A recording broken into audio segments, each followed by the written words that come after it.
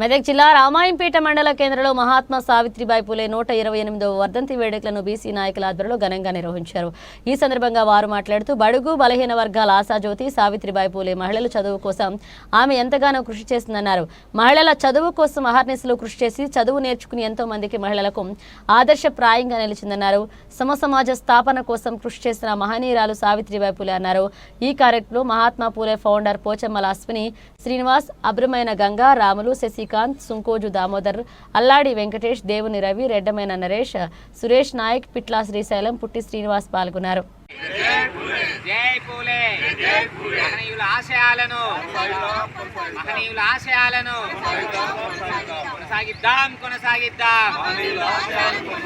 బడుగు బలహీన వర్గాల ఐక్యత, జై బీసీ, జై బీసీ, జై పూలే, జై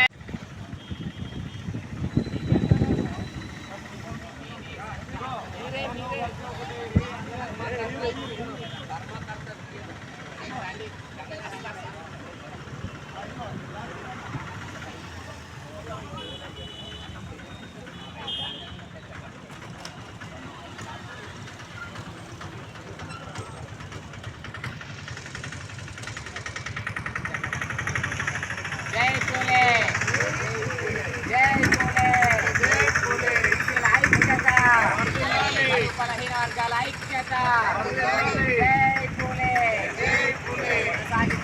కొనసాగిద్దాం మహనీయుల ఆశయాలను, కొనసాగిద్దాం.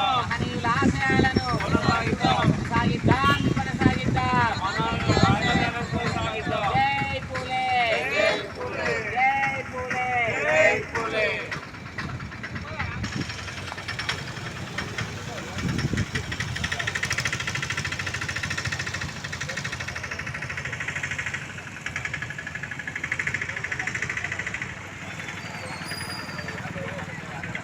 ఈరోజు సావిత్రిబాయి పూలే గారి వర్ధంతి సందర్భంగా ఆ యొక్క మహనీయురాలకి పూలమాలలతో సత్కరించి వారి యొక్క ఆశయాలను కొనసాగించాలనే ఒక దిశగా ఈ యొక్క సమాజానికి సమాజ స్థాపన కోసము కృషి చేసినటువంటి వ్యక్తిగా మనమందరం కూడా విద్యార్థి లోకం కావచ్చు, ఈ దేశంలో ఉన్నటువంటి పౌరులు కావచ్చు, ఈ దేశంలో ఉన్నటువంటి యువత కావచ్చు, అలాంటి వ్యక్తులను స్ఫూర్తిదాయకంగా తీసుకొని ఏ దేశంలోనైనా ఒక ఆడపిల్లలు వంటింటికి పరిమితం కాకుండా, గల్లీకే పరిమితం కాకుండా ఈ దేశాన్ని నిర్మించడంలో, ఈ దేశ సమాజ స్థాపనం కోసము వాళ్ళ వంతు పాత్ర పోషించడం ఈరోజు చాలామంది పోషిస్తున్నటువంటి సందర్భం ఉన్నది.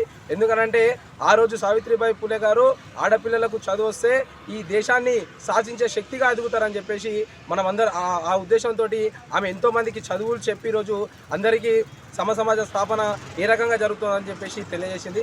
కాబట్టి అదేవిధంగా ఈరోజు ఈ దేశంలో చాలామంది అమ్మాయిలు ఈ దేశానికి ఒలింపిక్స్ గోల్డ్ మెడల్స్ తీసుకొస్తా ఉన్నారు, ఎంతో ఉత్తమ స్థాయిలో నిలబడుతూ ఉన్నారు.